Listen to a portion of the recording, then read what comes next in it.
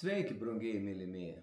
15 eilinis sekmadienis, kaip visuomet, 3 skaitiniai ir atliepiamoji psalmė. Šį kartą aš paskaitysiu vėl tos skaitinius, kad jūs žinotumėt kontekstą. Bet aš tikiu, kad jūs buvot bažnyčio, kad jūs gerai aiškiai girdėjote tus skaitinius. Tai norėčiau sulaukti komentarų. Parašykit, ar reikia skaityti, ar taupykiam laiką ir neskaitykiam skaitinių. Labai įdomu jūsų nuomonė. Taigi, 15 eilinis sekmadienis iš pranašo Izaijo knygos. Štai ką sako viešpats. Kaip lietus ir sniegas nukrinta iš dangaus ir negrįžta atgalios, kol nepalaisto žemės, kad dygtų ir želtų joje augalai, kad neštų sėklą sėjėjui ir duoną alkanam. Taip ir žodis, išeinantis iš mano burnos, jisai nesugrįž pas mane bergždžias, bet įvykdys, ko trokštų ir atliks, ko siųstas. Atliepiamoji psalmė 64 ir priegiesmės iš Luko Evangelijos. Grūdai nukrito į gerą žemę ir išaugę davė derlių. Tu lankai žemę ir palaistai, padarai ją turtingą ir derlią. Dieve, pilnos vandens tavo upės, tavo galia augina žemės pasėlius. Grūdai nukrito į gerą žemę ir išaugę davė derlių. Tam ją esi ir parengęs, gausiai jos vagas pagirdai, sutrupini jos grumstą, suminkštini jį lietumi gūsingų, laiminė auganti javą. Grūdai nukrito į gerą žemę ir išaugę davė derlių. Metus apvainikuoji savo gerumo derlium, tavo vežimo provėžos trykšta aliejum, jos sklidinos tyrų ganyklos, o kalvos džiaugsmu apsigaubę. Grūdai nukrito į gerą žemę ir išaugę davė derlių. Pievose avių knibždėlynas, o slėnios kviečiai tyvuliuoja, aidi džiugios dainos ir giesmės. Grūdai nukrito į gerą žemę ir išaugę davė derlių. Antras skaitinys iš Šventojo apaštalo Pauliaus laiško Romiečiams, čia 8 skyrius. Broliai ir seserys, aš manau, jog šio laiko kentėjimai negali lygintis su būsimąja garbe, kuri mumyse bus apreikšta. Kūrinyje su ilgesiu laukia, kada bus apreikšti Dievo vaikai. Mat kūrinyje buvo pajungta tuštybei ne savo noru, bet pavergėjo valia. Su viltimi, kad ir pati kūrinyje bus išvaduota iš pragaišties vergovės ir įgis Dievo vaikų garbės laisvę. Juk mes žinome, kad visa kūrinyje iki šiol tebedūsauja ir tebesikankina. Ir ne tik ji, bet ir mes patys, kurie turime dvasios pradmenis. Ir mes dejuojame, laukdami įvaikinimo ir mūsų kūno atpirkimo. Posmelis prieš Evangeliją. Aleliuja! Sėkla yra Dievo žodis, o sėjėjas Kristus. Kas jį atranda, gyvens per amžius. Aleliuja! Ir iš Šventosios Evangelijos pagal Matą. Vieną dieną išėjęs iš namų, Jėzus sėdėjo ant ežero kranto. Prie jo susirinko didžiulė minia. Todėl įsilipo į valtį ir atsisėdo, o visi žmonės stovėjo pakrantėje, ir jis daug jiems kalbėjo palyginimais. Jis sakė, štai sėjėjas išsirengė sėti. Jam besėjant, vieni grūdai nukrito prie kelio ir atskridę paukščiai juos sulėsi. Kiti nukrito ant uolų, kur buvo nedaug žemės. Jie greit sudygo, nes neturėjo gilesnio žemės sluoksnio. Saulei patekėjus, daigai nuvyto ir neturėdami šaknų sudžiūvo. Kiti krito tarp erškėčių. Erškėčiai išaugo ir nusmelkė juos. Dar kiti nukrito į gerą žemę ir davė derlių. Vieni 100 grūdą, kiti 60, dar kiti 30. Kas turi ausis, tą klauso. Priėję mokiniai paklausė, kodėl jiems kalbi palyginimais.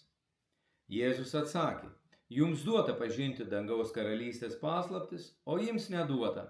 Mat kas turi, tam bus duota ir jis turės su pertekliumi, o iš neturinčio bus atimta ir tai, ką jis turi. Aš jiems kalbu palyginimais todėl, kad jie žiūrėdami nemato, klausydami negirdi ir nesupranta. Jiems pildosi Izaijo pranašystės žodžiai. Girdėti girdėsite, bet nesuprasite. Žiūrėti žiūrėsite, bet nematysite. Šios tautos širdis aptuko. Jie prastai girdėjo ausimis ir užmerkė akis, kad kartais nepamatytų akimis, neišgirstų ausimis ir nesuprastų širdimi, neatsiverstų ir aš jų nepagydyčiau. Todėl palaimintos jūsų akys, nes mato, ir jūsų ausys, nes girdi. Ir iš tiesų sakau jums, daugel pranašų ir teisiųjų jų troško išvysti, ką jūs matote, bet neišvydo. Ir išgirsti, ką jūs girdite, bet neišgirdo. O jūs nun pasiklausykite palyginimo apie sėjėją. Pas kiekvieną, kuris girdi žodį apie karalystę ir nesupranta, ateina piktasis ir išplėšia, kas buvo pasėta širdyje. Tai ir yra pasėlys prie kelio. Pasėlys ant uolų, tai tasai, kuris girdėdamas žodį tuojau su džiaugsmu jį priima, tačiau jis be šaknų, nepastovus žmogus. Ištikus kokiai negandai ir persekiojimui dėl žodžio, jis greit atkrinta. Pasėlys tarp erškėčių, tai tas, kuris klauso žodžio, bet šio pasaulio rūpesčiai ir turto apgaulė, nustelbia žodį ir jis lieka nevaisingas.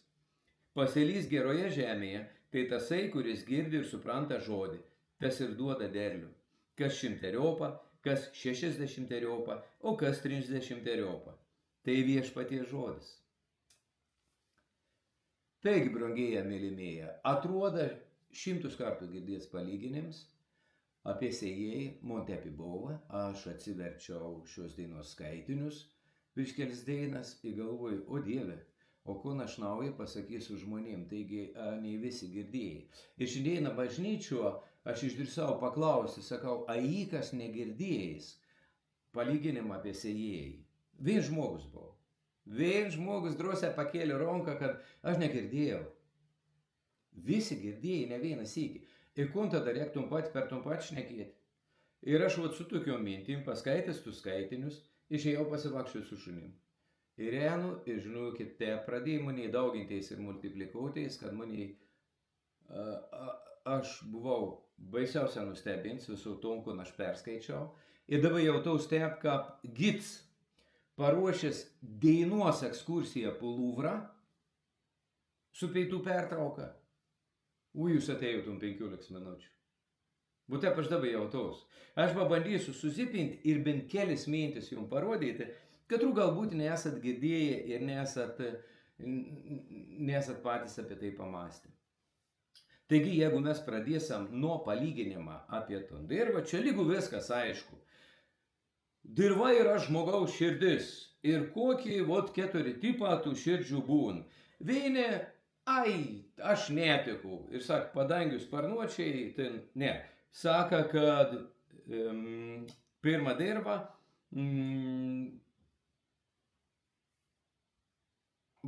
kas girdi žodį apie karalystę ir nesupranta, ateina piktasis ir išplėšia, kas buvo pasėta širdyje. Tai yra pasėlys prie kelio. Žmogus prie kelių, ons ne ant kelių. Kelių sako, aš esu kelias, tiesa ir gyvenimas. Kelių tai, kad rėjant su Jėzum. Bet on stau kažkur šalia ir į nuoširdį reiškia tas beriams grūs, nieko nedaug, nes neapmasto. Neapmasto, reiškia medituoti, mąstyti žodį. Galit daryti pats eksperimentą. Po pamaldų suteiki draugą, katras buvo kartu, paklauskit, apie ko buvo pamokslus. Ir bus, buvo, fainė, apie ko neatsimenu. Tai nespėjai žmogus, nes atėjai kitas mintis ir nusinešė tom, ko nors jau norėjai apmastyti, nueiti į grūdą ir nesudyga. Turbūt grūds, kad kažkas dygtų. Reiškia, kit saka, ant uolų tai tasai, kuris girdėdama žodį, tu jau su džiaugsmu jį priima, tačiau be šaknų. Ant uolos ten, jeigu ir samana derlink sluoksnis, tai viskas. Bet jeigu ten pasėsi kokį nors kveitį, ons biški išdygs ir tada pašveis saulė, nudžiun su visom šaknim. Viskas, derliaus iš to nebus. Jokį biznį. Toliau saka, tarp erškėčių tai tas, kuris klauso žodžių, bet šio pasaulio rūpesčiai turto apgaulė nustelbia žodį. Reiškia, gerą, sekmadienį pasiklausiau, viską, bet į svarbesnių reikalų. Ir tai nusmelk, ir tas žodis netapo kūnu. Aš girdėjau, bet neapmąsčiau, neleido vanam sudygti ir jis netapo kūnu. Ir tik sako, pasilys geroje žemėje, tas, kuris girdi, supranta žodį, tas ir duoda derlių, kas 100-eriopą, kas 60-eriopą, o kas 30-eriopą. Nu, gers biznis. Reiškia, visą nieką būtų kažkur, vat prekybininką suprantat. Nu, 30% ankainis jau nebloga, ne? 60%, wow, o padaryti 100%, kad tu 1 eurą investavai gauti 100, čia ir wow biznis, 100 kartų. Wow. Tai žiūrėkit, ko aš noriu pasakyti. Reiškia, ko aš pamačiau tam skaitinėje. Jėzus turėjo 2 auditorijas. 2 auditorijas. Pirmoji auditorija ir minė. Ir on sako tom patį palyginimą. On sako apie dirvą ir kiekvienas žmogus pagal savo supratimą, pagal savo išsilavinimą, pagal savo gerumą arba sugedėjimo laipsnį suprantom palyginimą ir ons daro savo išvadas arba nedaro. Ons įveina iš tų 4 dirvų. Tada reiškia mokiniano klaus, kodėl kalbi palyginimas? Nu, todėl, kad anie užkeitėjai yra. Ar užkeitėjai tai reiškia, kad Dievas atmet, tie išsiaiškinsam. Ar užkeitėjai tai reiškia, ne, Dievo nepriimtini dalyką. Nes Jėzus antroji auditorija yra mokiniai. Dabar žiūrėkit, mokiniai yra ta pati dirva. Ir anim tur aukti ir subręsti vaisius, Dievo žodis. Mokinius irgi, bet mokiniai yra sekantis sėjėjai. Čia sėjėjas buvo Jėzus, o sekantis sėjėjai yra mokiniai. Tai Jėzau yra tikslus ne tik, kad anie duotų Dievo žodžio vaisių, bet kad anie išmoktų būti sėjėjais, kad anie išmoktų būti to, ko ons yra. Būkite mano sekėjai, atsimenat Evangelijoje, būkite mano mimai, pamėgdžiotojai. Tai Jėzaus tikslus yra anus išmokyti būti sėjėjas. O čia jau kitas dalykas. Reiškia, ons pasako mokiniams apie 4 dirvas.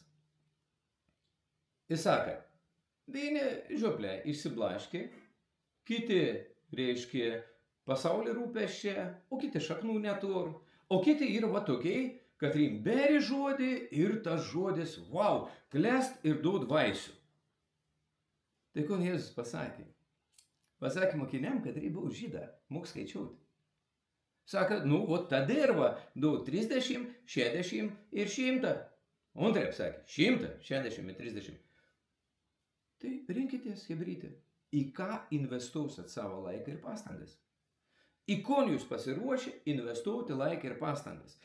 Ir gaila, bet labai dažna nesuprantams tas palyginimas. Ir tada žmonės pradeda skelbti žodį.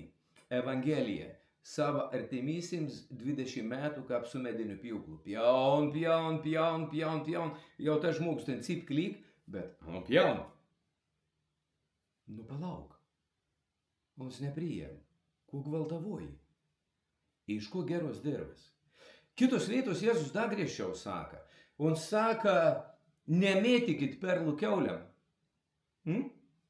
O dar kito vieto, on sako, kai ateisite į namus, jeigu jumis priims,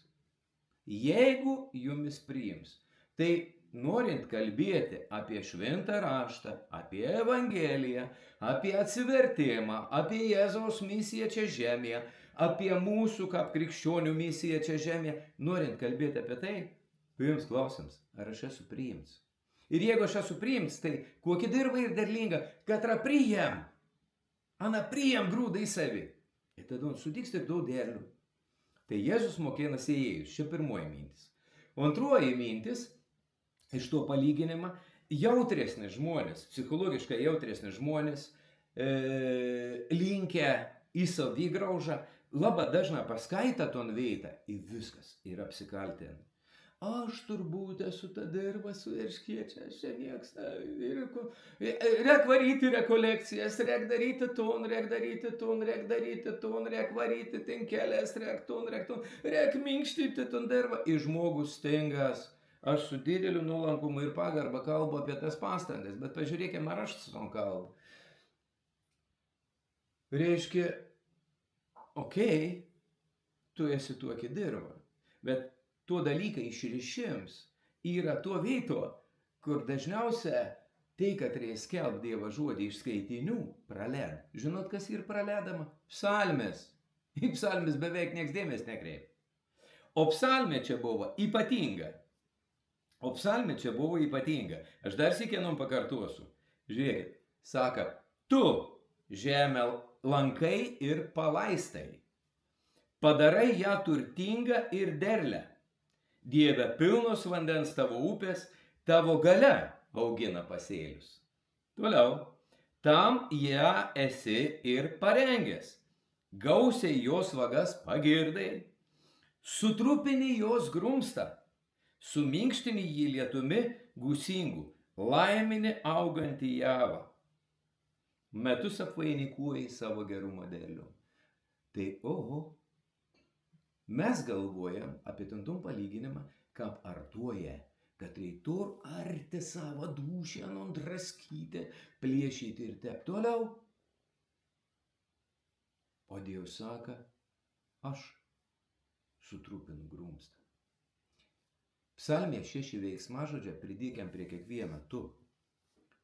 Tu lankai, tu sutrupini, tu suminkštini, tu laimini, tu apvainikuoji. Tai kas su širdim žmogaus darbuojas aš? Pondėjus, aš galiu sugadinti, aš esu sulaužtų, aš daužysiu ir kaltinsiu, aš pyksiu ir smerksiu, koks tu kitas širdis. Ne mano darbs. Muni mokėna būti sėjėjai, sieti. Dabar sugrįžtų vėl prie sėjėjai, o sėjas ir išmintings. Kalbėjo apie biznį. Muni įteka pačiam sieti. Čia ką pasikraustėme vienkėmi ir tekė sieti. Nu tai kon, retėžį sum pilvo pasikabini, jėmi 2 rankom. Reiškia, jėmi įberi. Ir pas mūsų ir kelas. Ir tada ton ranką biški pristabda, kad nemesti be rekalą sėklas ant kelio. Eini pro kokį pelkį, vėl neberi pelkį. Reiškia, Dievas moka būti išmintingu, berti grūdą ten, kur ons gal gauti derlių. Ir su tavo širdim, su mano širdim, ne kas nors kits. Pats Bondėjus darbuojas. Ons darbuojas. Ir geriausias, aš jau baigu, geriausias tuo pavyzdys yra mergelė Marija. Geriausias pavyzdys. Reiškia, koks darbs leiks žmogau, vat kon žmogus to daryti. Tai pavyzdys Marija. Aten archangels Gabrielius ir sako, tu pagimdysi. Kon pagimdysi? Dievo. Opa. Tai dabar su mūsų mąstymu, su mūsų žmogiškas dalykas, tai į kokius kursus man užsirašyti? Aš juk nežinau, kaip Dievą auginti. Į kokius man įėti mokymus, į kokius atlaidus, į kokias rekolekcijas važiuoti, aš nežinau, kaip Dievą auginti. Nieks nežino, on žino, kaip augti. O kas buvo reikalaujama iš Marijos? Žiūrėkit. Ar jauna mergina gali pastoti? Gali. Iš anos buvo reikalaujama pastoti. Ar jauna sveika mergina gali išnešioti? Gali. Iš anos buvo reikalaujama išnešioti. Ar jauna sveika mergina gali pagimdyti? Gali. Iš anos buvo reikalaujama. Tu pagimdysi. O toliau? O toliau būsi mama. Vot ir viskas. Būsi mama. Auksi kaip mama. Į kokius kursus Marija eina?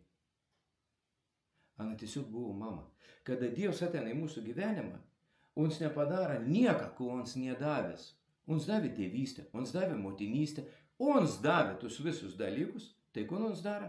Daro mumis. Tėvais, motinom, sėjėjais, žodžių skelbėjais ir taip toliau. O su širdim darbuojas ons pats. Čia ir kitų aš net nepaliečiau Izaiją, gal tik trumpą. Reiškia, jeigu sėjėjus ons mokėna būti protingas į netaškyti grūdų be rekalų, Tai Isaija pranašystė mums kalba apie Dievą. O Dievs lytus lyni gerysim i blogysim, saulė šveiti gerysim i blogysim, i sneiks ont visų krent, i taip toliau. Vot Dievs, ons darbuojas besaiką. Ons minkštinta širdis, koks žmogus bebūtų, nesvarbu kokį Dievą. Ons suskalda uolas. Tai mūsų darbas yra tik tas pasirinkti ir tai yra parašyta Jono Evangelijoje 3 skyrius 18 eilutė, sako, Nikodemau, kas jį tiki, nebus pasmerktas, o kas netiki, jau yra nuteistas už tai, kad netiki viengimio Dievo sūnaus vardo. O koks vardas? Jėzus. O ko Jėzus reiškia? Gelbėtojas. Tai kada aš ten žiūriu į savo dušį, jis oi, vainė erškiečia, oi, čia uola sukeitėjusi, taip toliau. Ne, išimk iš mano krūtinės akmenį šalto virtusią širdį. Tu, ne aš nemoku, aš ne chirurgas. Tu esi mano autorius, mano kūrėjas, mano gelbėtojas. Amen. Iki kito sekmadienio. Būkit palaiminti.